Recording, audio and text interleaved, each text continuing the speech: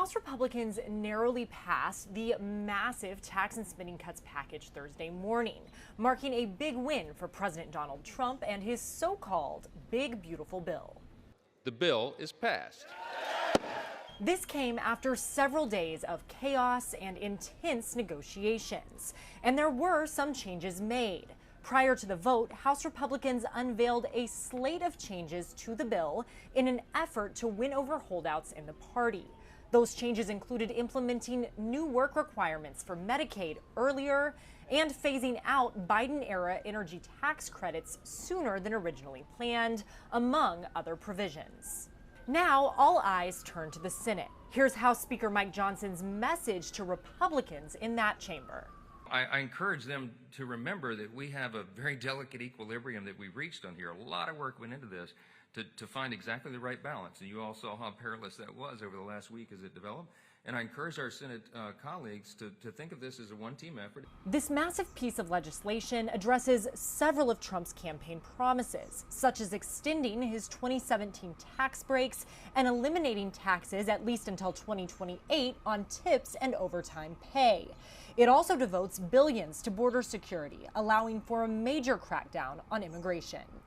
Now, how much of the House's version will survive the Senate GOP is unclear, but they are under a lot of pressure to move quickly. The stated goal is to get this bill to the president's desk for a signature by July 4th. Reporting at the White House, I'm Julia Benbrook. The $4 trillion budget measure is packed with a number of President Trump's campaign promises, but some of the holdouts within his own party question whether his pep talk on Tuesday brought it any closer to reality. President Trump's second-term domestic priorities are rolled up in what he calls a big, beautiful bill.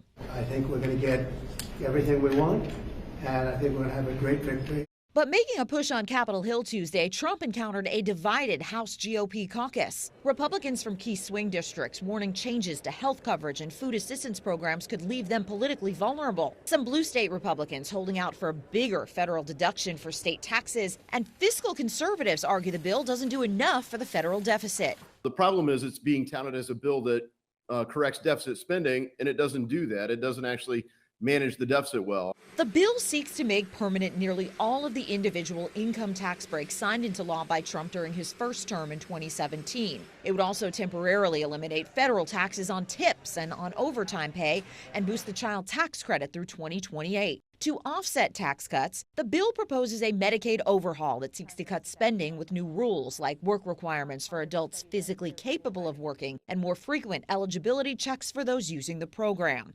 The bill also calls for more food stamp recipients to work to qualify for benefits and shifts some of the program's costs to states starting in 2028. House Speaker Mike Johnson expressing confidence Republicans can resolve their differences. We are right on track to deliver, and that's what you'll see this House do this week. This congressional conversation taking place just days after Moody's ratings downgraded the nation's debt. Moody's cited debt that is far outpacing government revenue. That underscores the argument of some fiscal conservatives that this bill doesn't cut spending enough. In Washington, I'm Karen Kafa. Republican attorneys general on the ground at the southern border getting an up-close look at border operations. Border encounters decreased by 93%. Despite the sharp decline, the GOP is pushing to pass their big, beautiful bill, which includes over $40 billion in funding for border wall construction. Why continue investing money and resources into the border when border crossings are at their lowest? This wall's not done. There's still some tech that needs to go on top of this wall that can help us get down to zero. We've got to get to zero. While most of the attorneys general visiting weren't from border states, they pointed to crime like drug trafficking as issues affecting their own communities.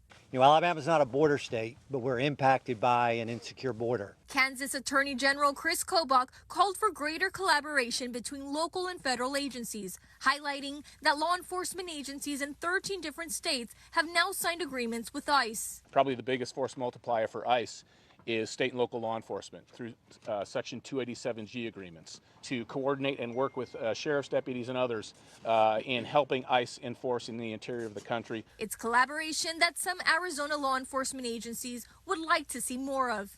We have got to partner with the federal government We've got to partner, we've got to form coalitions and networks